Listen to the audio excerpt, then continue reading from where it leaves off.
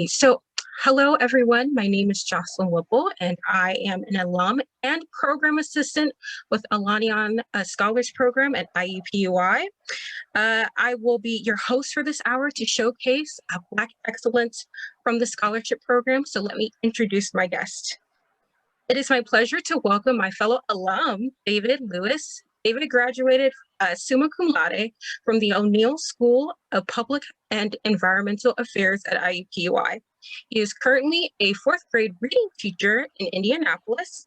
Beginning this fall, he will be returning back to the classroom as a Master in Public Policy candidate in Social and Urban Policy at the Harvard Kennedy School of Government. Welcome, David. Thank you so much for coming and speaking with me today. Thank you for having me, Jocelyn. Thank you. So, David, tell me, who are you? Tell me and describe for me who is David? Oh gosh, who is David? I am someone that is just grounded in my faith.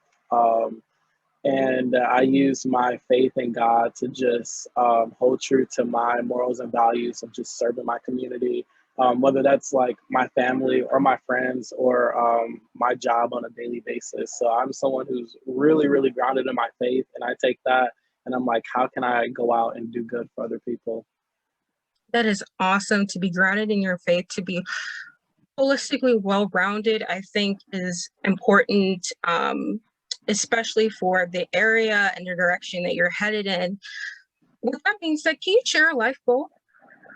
Yes, I have many. What's the ultimate one? What's the ultimate one? The ultimate life goal that lies more so on the career side is to one day, hopefully, if it's God's will, hold an elected seat. I look up definitely to the Obamas, and I hope one day I can aspire to become president of the United States in so many words. I'm really going for that. You should definitely go for it. Currently, we have our first Black vice president, Madam Vice President Kamala Harris, and it's just been amazing to see how Black people have come thus far, right? But just because things are better doesn't mean that we are getting the best, right? And so looking to the future, you're talking about the best for this country and the best in serving every American, correct? Yes, yes.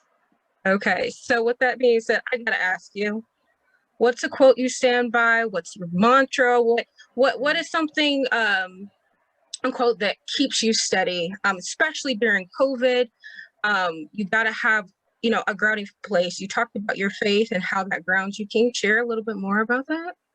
Yes, I thank God for my parents because they have raised me along with my three younger brothers in a Christian household. And so a lot of the times I would hear my father say, I can't is not in the dictionary. He would say that all the time growing up, as I was growing up. And for me, that meant that, hey, as cliche as it sounded, I could really do the impossible. I look at my parents and they have amazing careers and they've managed to take care of a family for so long. And I'm like, if they can do it, I know that I can do it. And so he has done his best in trying to remove the I can't from our vocabulary. So that is definitely one mantra in a way that I stand on. Definitely take the limits off. I mean, the sky is the limit, and even that you have to go beyond the sky to space, right? Yes. So that's super incredible, and I love that. So we're going to kind of switch gears a little bit and talk about your background, talk about how you got to IUPUI, how you got to Olaniyan, right? So is it correct that you were a transfer? Yes, yes.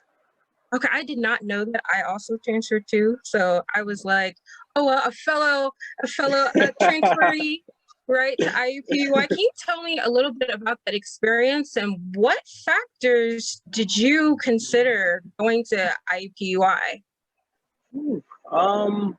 So I transferred to IUPUI because I was looking for more opportunities. I came from a very large high school. There had to be maybe 560 plus students in my graduating class. So I was used to being around a lot of people, different types of personalities and ethnicities. And so I wanted a sense of that in a larger school, in a larger community, because I started my first year at a very small school. I saw the same people every day. I was like, okay, this is interesting. All right, I craved something different and expansive. And so I decided to transfer to IUPUI just because I wanted to not only have more opportunities, but be right in the city where the state capital is at, and see just what life looked like alongside going to school every single day. Awesome. That is actually one of the things that also attracted me to IUPUI. So I'm so glad like we were on the same page with that. Yes. So you transferred to IUPUI from your previous institution. How did you find out about Olaniyan? How did you connect with Dr. Henry and Dr. Turley and all of those wonderful folks that are essentially the backbone of the scholarship program? Yes. So I remember applying to this is why I believe my faith is really close to my heart. I applied to IUPUI after the admissions deadline. It was still accepted in. And during that time, it was in that window, that 3-week window of when I applied, when I got accepted and when school started. And I remember reaching out to Miss Kimberly Stewart Brinston, who I believe is in the Office of Admissions. And I spoke to her and told her that my parents would not let me go away if I did not have any type of funding. Is there any type of support, whether that's financial, along with just academic opportunities? Is there any type of support? And she recommended Olaniyan. And so I researched Olaniyan on the website. I reached out to Dr. Henry Anthony, who told me all the spots were filled up. And she said, you know what, but still submit an application. We still want you in. Maybe there's something we can do. And so I remember submitting an application, and she called me back a couple days later and told me that they had a spot open up. And I truly believe that was God. And so I transitioned right in. And ever since then, Olaniyan has been family. That is amazing. So you had about a 3-week window of time to get applications rolling, contact people, and look at God. That is so amazing. I think that is one of the amazing things about Elanion and reaching out to them is that they will respond. They will talk to you. Dr. Henry Anthony has a big heart and wants to serve everyone and make sure that her students, the people that she's impacting, are, handled with the most of respect, dignity, and care. So with that being said, what kind of projects did you do in Elanion? I know that, for me, a lot of the stuff that I did, was largely in not necessarily, I guess, in the old stuff, I guess, but in the new stuff with like Black Lives Matter and understanding, this section between, sexuality, race, gender, politics, all of those things. So tell us, what were your projects and what kind of things were you doing in Elanion? Yeah, so I worked on 2 specific ones, and I don't remember the order I tackled them in. I believe at first I was very interested in exploring just Christian spirituality in the sphere of just young Black college students like myself and what that type of development looked like. And then I also spent some time, this is a very large topic, I remember, just understanding the unit of like the Black family. And I remember bringing that to Dr. Henry Anthony. She was like, we need to narrow this down. There's so much. And I'm like, I don't know. I just want to study it all. And I remember just reading and gathering lots of information and insight. Didn't really finish the project, of course, but I learned so much. And I believe that's when I transitioned to look at Christian spirituality and African-American college students. That's amazing. So you were very much concerned about their overall experience, particularly, with the impact of PWIs, right? Being not at an HBCU, but being at a PWI, the experience, of course, is going to be different. And that perspective is definitely going to be different. And the community of Black folks within those respective PWIs is going to be also impacted. So my question for you is, I guess, so as transferred and transitioned into IUPUI, how did Elanion assist you in that transferring experience, especially as a Um, Black male? yes, because going from a smaller PWI to a larger PWI it seemed just as stressful. But Olaniyan provided a space, whether that was a physical location or not, they provided a space for me as a Black man to sit with other Black scholars and talk about my feelings and my thoughts and how my day was. Just having Mrs. Alice ask me how my day is, and Yes. that made a day. And she does a lot of work with Olania, and I appreciate her. So they provided a space, whether that was me checking in at the office or going to the monthly meetings, or just attending different seminars or events in conjunction with Africana Studies. I felt at home, and it was very comfortable seeing familiar faces inside of this huge PWI, you know? Exactly. So you talked about the support. What exposure did Alaniyan give you? So prior to me coming to IUPUI and meeting wonderful Alaniyan folks, I had not had really any experience or exposure to research, Mm-hmm. to the different conferences that they would take us to, and essentially giving us a platform and a support system to go out and do those things, right? So for you, what exposure do you think Elanion gave you that you probably wouldn't have gotten anywhere else? Mm, Knowledge. That's what comes to mind. I remember taking Dr. Henry Anthony's research course, and I remember actually feeling somewhat ashamed of how much knowledge I lacked about my own background, about all of the Mm, different experiences my people endured. And so being in class and hearing her talk, especially having a Black woman as a professor, I mean, that was absolutely incredible. I just received a wealth of knowledge that I believe I would not have gotten anywhere else, especially since she was very personable. definitely. Okay, so you kind of had some of the same experience I had with the research course. I believe it's A200.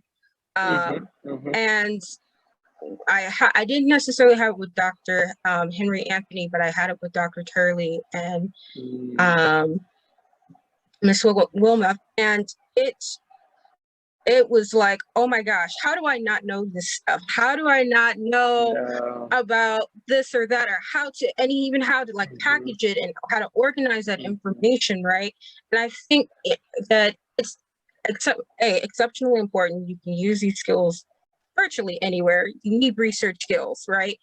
But then Hmm. also, just if you want to pursue anything with a higher degree, like such as you're going for your master's, right? You're going to need those skills, right? Yes. And so definitely, like, that exposure, that experience, and learning about yourself, I think is just paramount. So how do you think that kind of connects, right?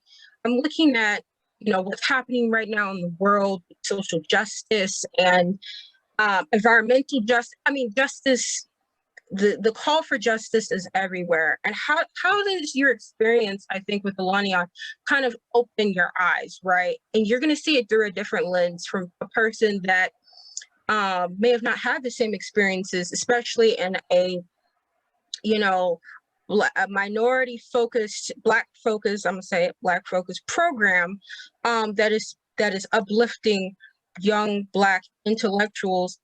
How are you seeing this country and just what's happening in the world? Um, I'm seeing it one with hope because I had the opportunity to be in Olaniyan and study with other people, other great minds that think just like me and who ask questions. I think one thing Olaniyan has taught me, if anything else, is to ask the why and pay attention to evidence. You know, as we hear different reports and as we listen to different people, it's easy to take things out of context and, misunderstand things. So it makes me very I'm not critical of the world, but I'm critical of the information that's presented to me so that I can know what opinion or thought or belief to develop based on that. And so I thank Olaniyan for that. That's totally awesome. So, what was your major? At I think it's I keep wanting to call it SPIA, but it's Me O'Neill now. That was too. O'Neill. So what was your major, and did you have any minors in addition to the Africana Studies minor?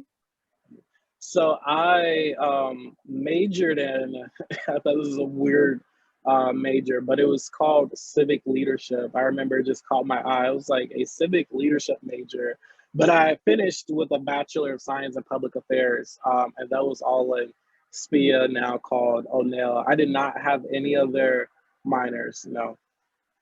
Okay, so it was just an Africana Studies minor.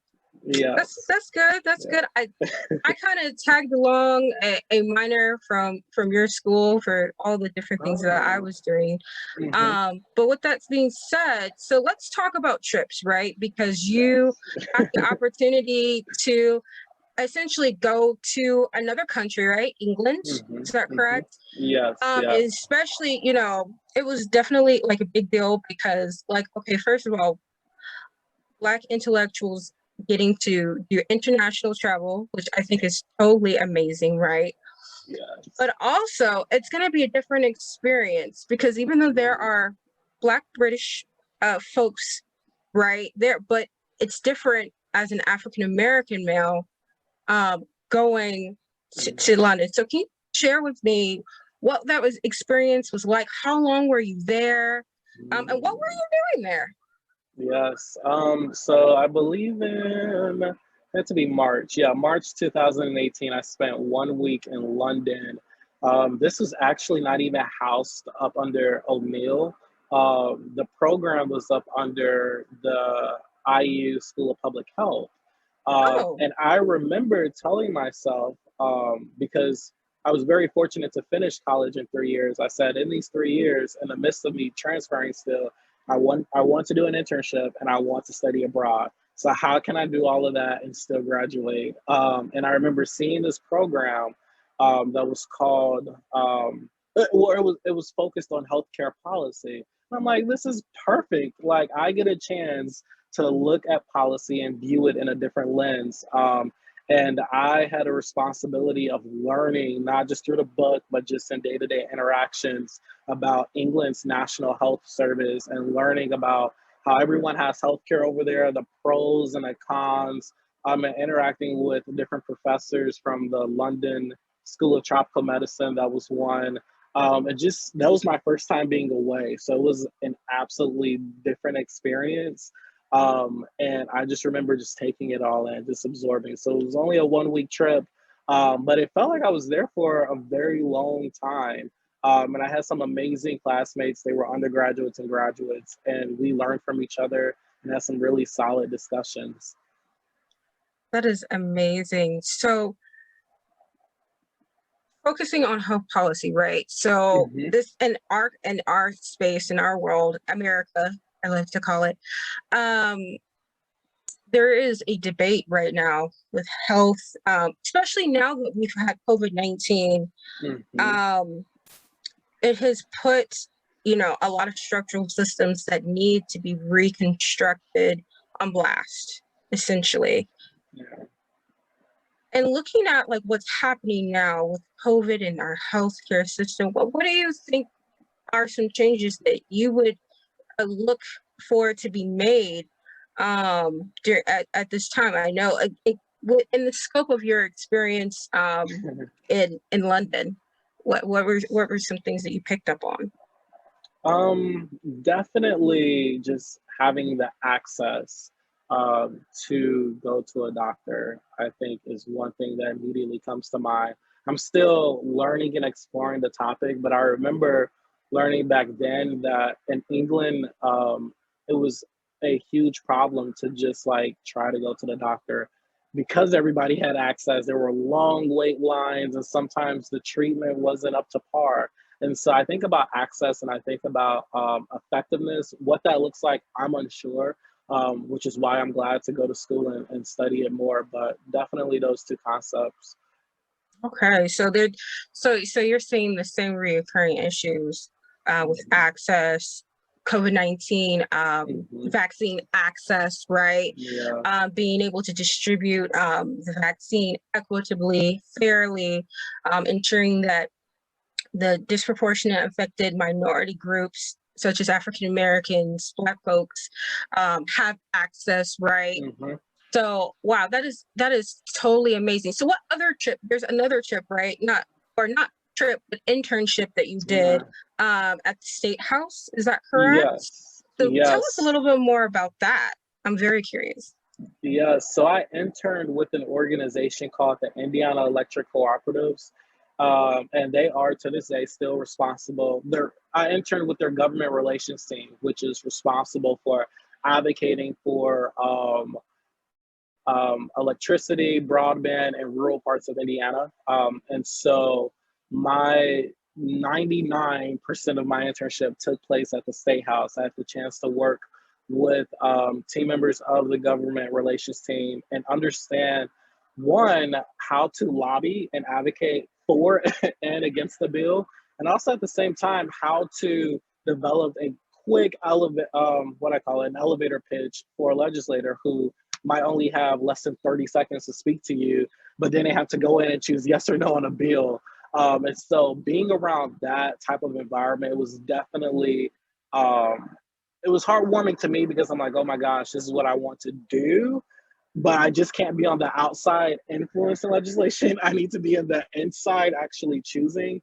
And so it was an amazing experience just seeing our bills pass, seeing some that were not passed, and hearing different arguments, and just coming in with an open mind that, wow, maybe we did not think this through correctly, or maybe we should take that piece out of the bill that we were trying to like sneakily, or include sneakily. Oh my gosh, I can't get my words right. Include.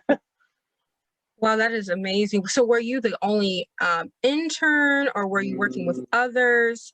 Were you the only Black one? Because that can happen mm, too, being the only one, right, in that mhm, space, which mhm, that doesn't mean that you should be intimidated or mhm, have the imposter syndrome because you deserve to be there. So mhm.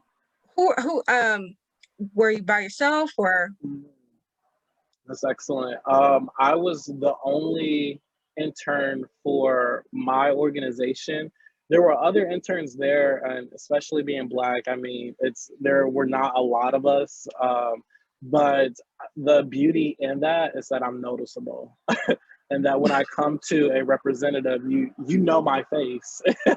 So if I have an issue about a bill that was introduced in the education committee, you at least have seen me before, and you can tell he's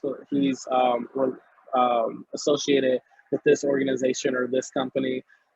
There were other interns, but like I said, there were not a lot of us. And at first, that felt very like, oh, I'm entering like a white man's world in a way. But then I was like, you know what? I am just as qualified as anybody else to be in here and to be in those seats one day.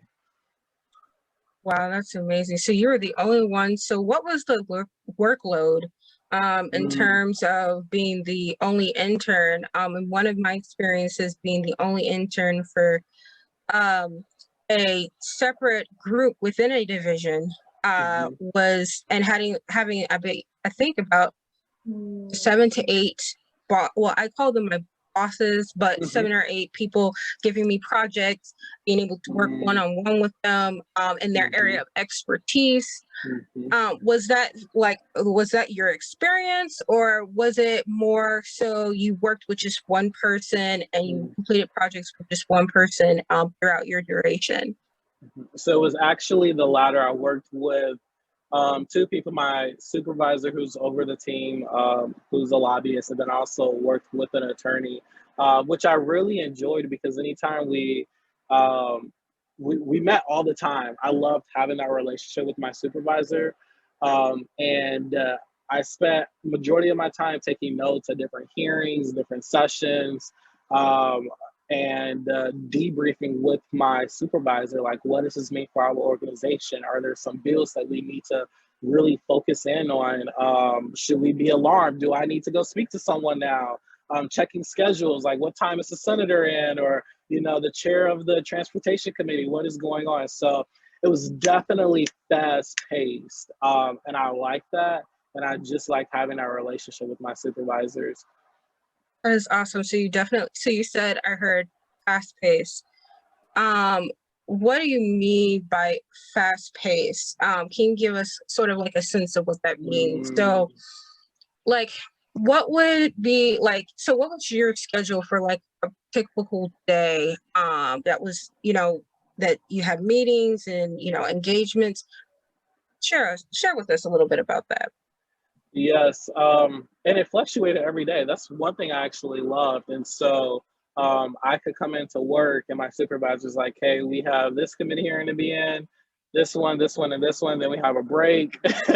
And then session starts at this time. They may run over. We don't know. And that actually took a long time. That actually had to be a very daunting process to be there during session and hear all the legislation that was being pushed or pulled back.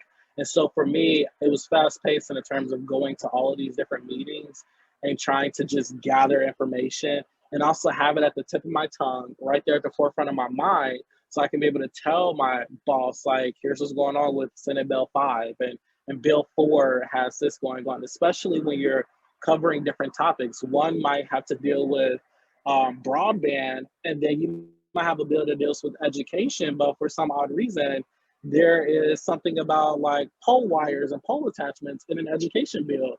And it's because somebody's using it as a vehicle bill to kind of push their agenda through. And so and then also having the time to read legislation, I think that was very challenging for me because the language of the bill was like, what am I reading?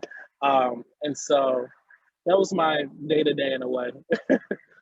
That is amazing. And yes, when you read a bill, it's like reading, you know, something in a different language and you have to decode it, right? Because it's not written for, you know, the purposes of, you know, you just kind of reading a contract or something of that nature. It's you're having to read it because they have to allocate monies, they have to allocate certain privileges, they have to allocate and give instructions. I've read those that have like detailed instructions after so many days this expires, this will not be reappropriated or reauthorized, right? So I think that is totally amazing. You mentioned something that I think is key right now. Governor Holcomb is in his next level plan talking about the expansion of broadband.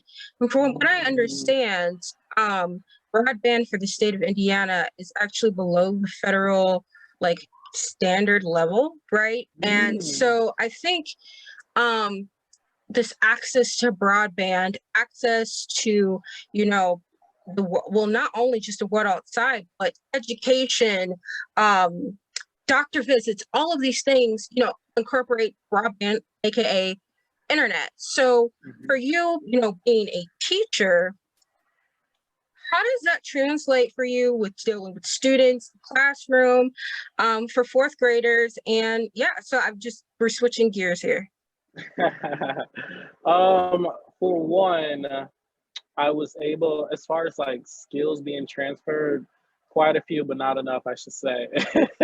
In the context of being a teacher, one thing I've learned being at the Indiana Electric Cooperatives and advocating for legislation is how to communicate to different audiences, which is imperative when you are talking to students, especially of different backgrounds. When I taught third grade, I had a class that was full of English language learners. And so they were not only learning English and learning the language, they were learning the content on top of what I was teaching.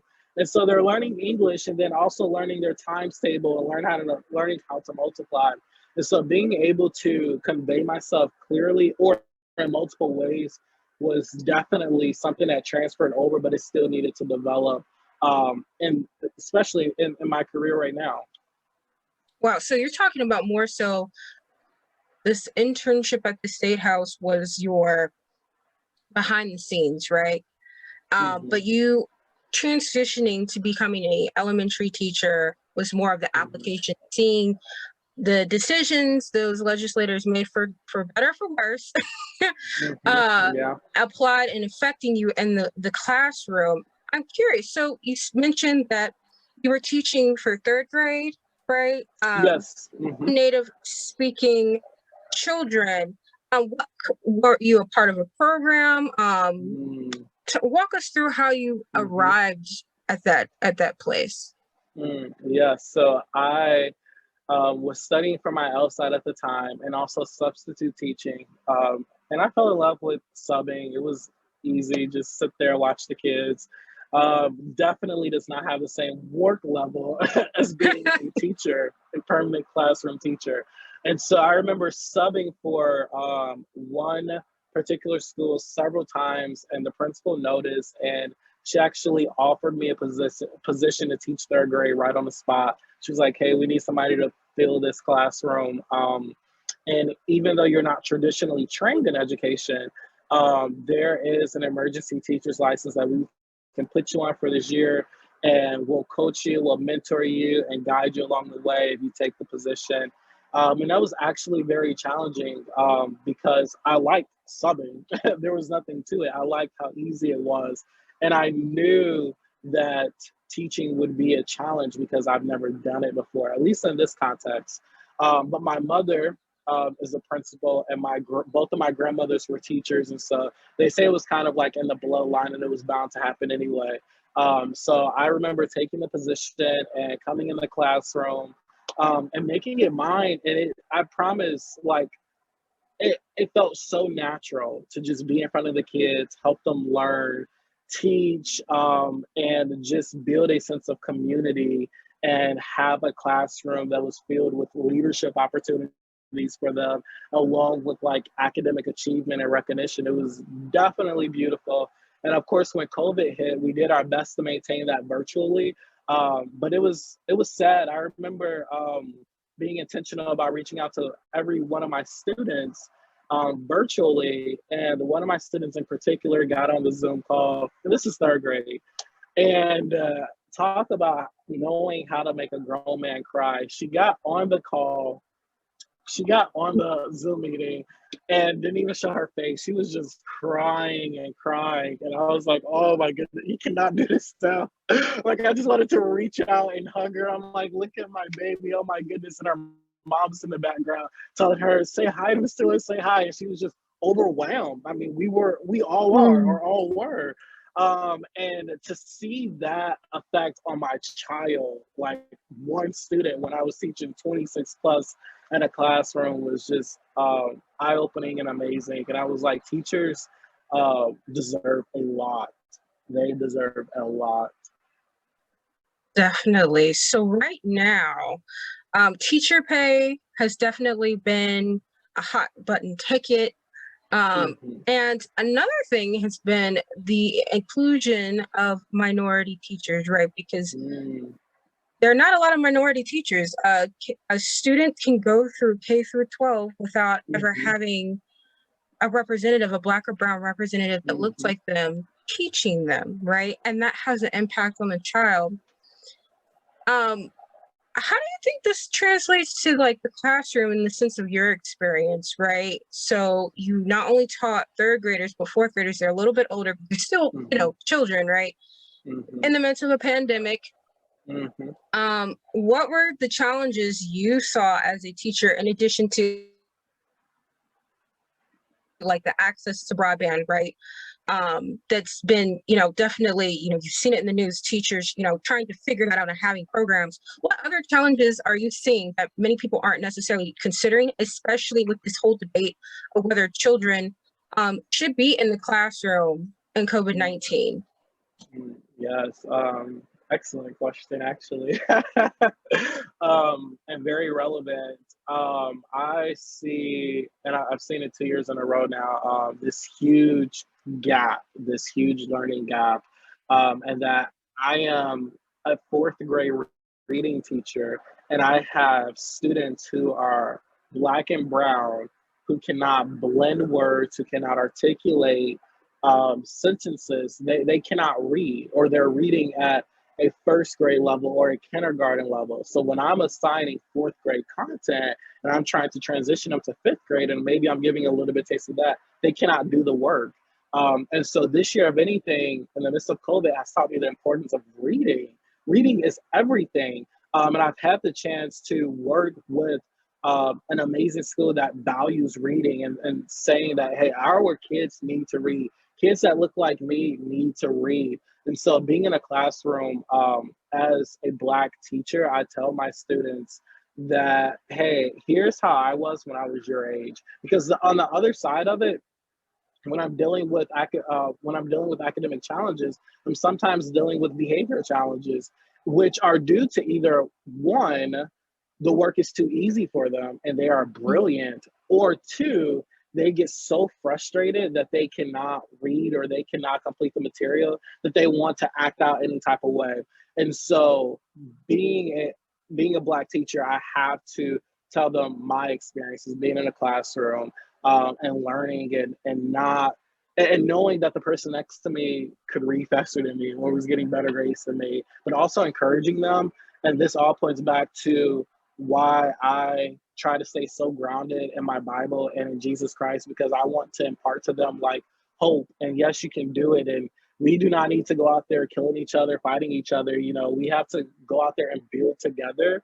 And let me help you, because as a teacher, we are not just teaching, but as you know, we are parenting in a way, disciplining. We are providers in a way. I spent a couple of months bringing food to my students because at lunch they were eating seeds and like a fruit cup. And so I had students who would bring their own lunch, bring Takis or Flamin' Hot chips, and then 20 minutes later after eating it, say, Mr. Lewis, my stomach hurts and I need something to eat. And so I would bring my little cuties and fruit bars and things for them to eat when I didn't have to as a teacher, but because I love them. And I wanted to just continue helping and build them up, and hopefully have these students say, third grade was my best year, or fourth grade was my favorite year, because not because I had Mr. Lewis, but because I had a chance to grow holistically, not just academically too. That is amazing. Can you talk about what needs to happen to support Black teachers? Because, well, and just teachers as a whole, as you know, you mentioned and alluded to earlier, you know, you guys are parents. You guys are not only, you know, are educating, right? You're role models, and you're helping to assist these children in understanding and coming into their own, coming into their destiny and what God has for them. So can you talk a little bit about what are some things that you would like to see happen as far as supporting teachers, Black teachers in particular, though, because again, they don't necessarily have a seat at the table. Right. Mm-hmm. But in terms of curriculum, right, because the issue of slavery and, you know, its rawness and what it is and what it includes or what it does not include, that's up for debate. We're talking about the critical race theory, how, you know, they want to remove it, right? And in some states, they've already, I think, passed legislation or are about to. So can you talk a little bit about that? Yeah, as a teacher, I've seen just the lacks of just not having that support. And one, which I think is very simple, is just to have a space to talk to our administration, our coaches. And I'm talking about like in the school system, like let me talk to my principal or supervisor and voice what I see in the classroom, because sometimes I think there's a gap that once these administrators get out of the classroom, they think the problems are not gone, or they just are not as big and large as we make them to be. And so being heard, and also you mentioned a curriculum, having curriculum that is culturally responsive, meaning having curriculum that reflects the student. How am I going to teach my Black students about, or how am I going to teach them using a curriculum that's mainly for white students that they will not have an interest in and desire to learn? I think part of learning comes from having a passion for it, and we want to cultivate that passion for our students. And I think one way to do that is by having a culturally responsive curriculum that is reflective of the students' experiences and their needs. Um, in addition to having parental support as always, but pretty much supporting the teachers. I know there's so much administration can do. You have the parents on one side, you have the students on another, and you have the teachers. But I've seen this year, at least with COVID, at a school that I worked under, that teachers were more so at the bottom of the totem pole, and that they listened to everybody else except the teachers. We were voicing our thoughts and our concerns about our safety and our health in the beginning of the pandemic, and it was just kind of like pushed to the side. It's like, hey, your job is to teach. And we're like, yes, we want to teach, but we also want to be safe. And yes, our students need to be in a classroom. How can we make this all work together? And so just being heard as a teacher, because we are in the classroom, and especially as a Black teacher, being treated the same way as my white counterparts. I dealt with some racial discrimination on my job from other colleagues, my white counterparts. And it was definitely an eye opener, even hearing their little microaggressions and seeing that. I was like, whoa, we need diversity training at the school, because I need to be able to feel a part of this community. And I'm amazed that teachers are acting and saying these things, and they're teaching predominantly Black classrooms. Like, now I really know how you're acting. And so it was, there are a number of things, but that's what I experienced. Wow, so that gives, I think that gives people context, right, for the how one is to function and navigate as a Black teacher, imparting into students, right? Because at the end of the day, it's about the future. The children are the future. The children are our next leaders, our future leaders, our future presidents, our future vice presidents, our future senators, future representatives, our future scientists. Can you share with me? So you mentioned the microaggressions. Was that prior to the George Floyd verdict? I'm just curious, or was that after, or were you seeing kind of like a mesh of everything, you know, before and after the verdict? Because of course there's that when social justice is happening, when, you know, people are making strides, right? There's always a backlash, right? There's always is. It's just a fact. So I'm just curious, was that part of your experience, or was it more like, did it kind of like die down a little bit after the verdict? That was definitely before, but in all honesty, in my opinion, I think that would have like just occurred throughout, even like after the verdict. I wouldn't even be surprised that there would not be a correlation between the two, because of what people were saying. It just seemed like it was practically normal to them. Okay. Wow. That is definitely something to think about. And especially the diversity training. That was definitely, that is currently a hot button topic right now. Because you want, not only are teachers, you know, responsible for all of these different facets of a student's experience, learning experience, but they have to be good role models. And for a teacher to discriminate or not assist because of skin color or whatever issues that child may be having at that moment is not, it's just not fair. Nor your colleagues as well, because you guys are supposed to be a team in assisting and working with parents, because parents are also stressed out as well. And I know you were probably dealing with parents and trying to calm them down, and because they're figuring out like, what do I do? My child's here and I'm gonna work, and all of those things, right? So yeah, so with that being said, how does that translate into, you know, your concentration for your master's program at Harvard? You are transitioning there. So excited, congratulations, like excellence, whoop whoop, right? But you know, how do you see that connect? How did those experiences that we talked about influence, you know, your decision and wanting to apply to Harvard? And of course, I know you already have the "I can't" mantra out of your mind, right? Your father helped take that out of your mind, out of your system. So the only thing you had was "I can" and "I shall," right? Yes, yes, yes. Um, let's see. I think, not I think, but I know because of my experiences as an educator, education policy is it's a topic up under social and urban policy, and I have had the experience. Now I want to go into an academic setting and learn not just from books, but also from my colleagues and learn this time as I'm going to be connecting the dots every single day, how this translates into policy. How can I take my experience as a teacher, seeing these learning gaps, seeing issues that my colleagues dealt with, how can I take that and apply it and translate it into policy? Because when I do run for my first seat as a state senator or something of that capacity, I want to be able to say, okay, my experience plus my higher education learning is going to equal this. And so I'm excited to study social and urban policy. There's so many different things up under it, ranging from healthcare to urban housing to education.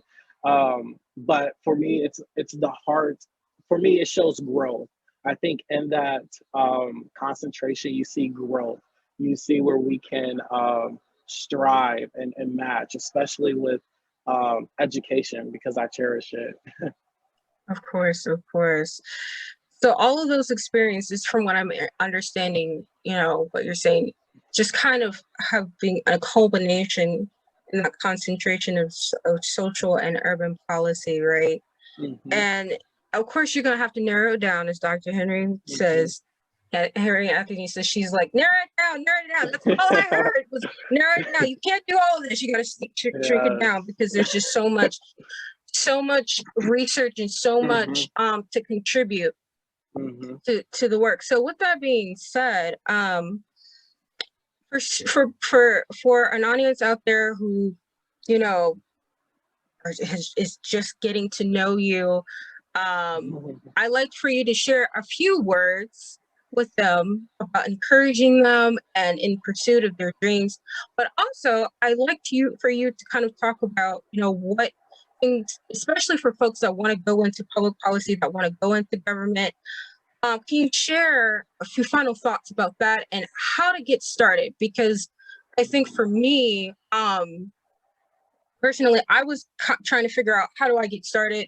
What do I do? I started looking at programs. It's one of the things that got me interested at IUPUI, and I eventually applied, got accepted, and the rest is history.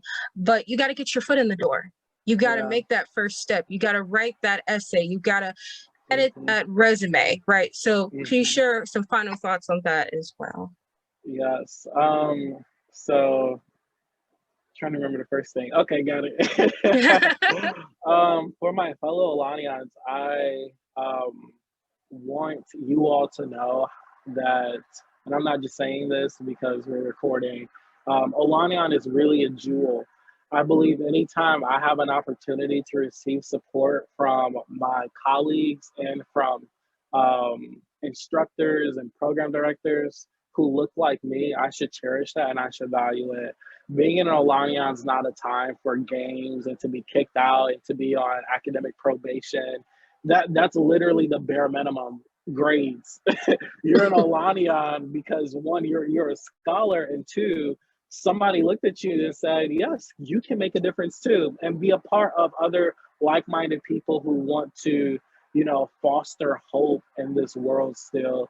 And so I want to say, just do not take it for granted.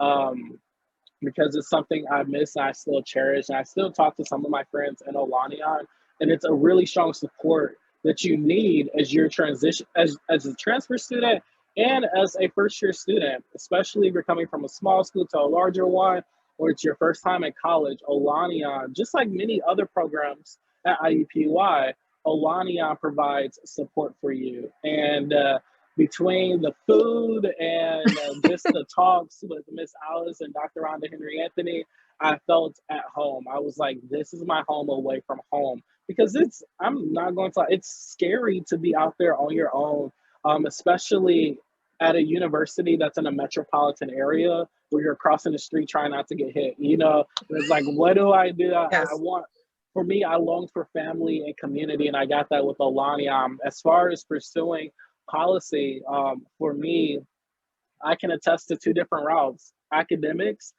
as you were saying, so going to school and pursuing that policy route, and also just getting that work experience. And so my internship with Indiana Electric Cooperatives at the State House connected me to so many people. Like I met attorneys and I met different representatives, and I was able to speak with these people and say, hey, is law right for me? Because I also do want to practice law. Like my goal is to also apply to Harvard Law School, get in and traditionally practice law. And so I'm speaking with them, having conversations with them, and then they know somebody who lives somewhere in Boston.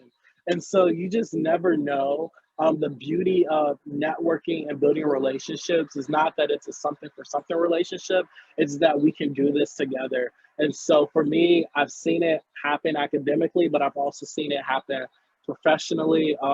When I worked after undergrad, I worked part-time at the assessor's office, working on real estate and analyzing land contracts and deeds. And my supervisor, Jerome Prince, was campaigning, and that's a political seat. He started to campaign for mayor of Gary, and I was able to have a front row seat and see his life and see what that looks like to campaign.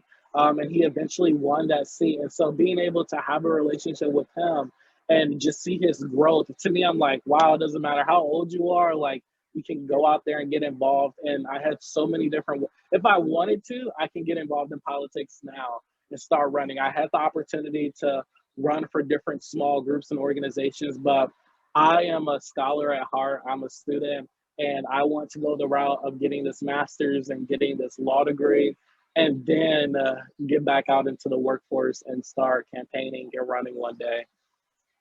Well, that is awesome. And before we go, how can folks support your journey? Yeah. Do you have your website? How can people assist? Yes. So I try to document everything for my sake and also for the sake of people that want to just follow me on my journey. And so you can always visit my website. I keep it updated. It's www.david J and then Lewis, LEWIS.com. And you can subscribe to my newsletter. I'm always pushing out information and knowledge. You can watch some videos, just read up on my journey, and feel free to support, whether that's spiritually or financially. I'm in the process of fundraising for grad school, so I would definitely love your support.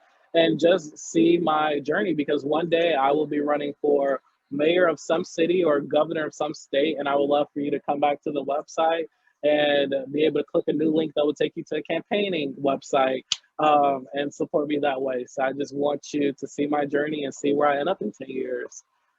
That is so awesome. Of course, Elanion is this hub where we're going to support you even after, right? Because you've already done your experience in the undergrad. But Elanion is really a family, right? And so we want to stay updated. We want to know what's going on with you, what's happening with you, because again, it matters.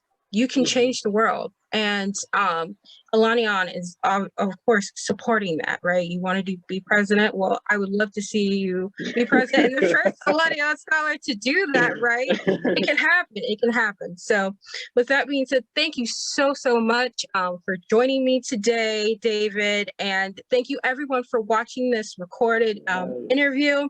And I hope to see you guys next time as we continue to showcase Black excellence from the Olaniyan Scholars Program alumni at IUPUI. Thank you guys so much, and Godspeed.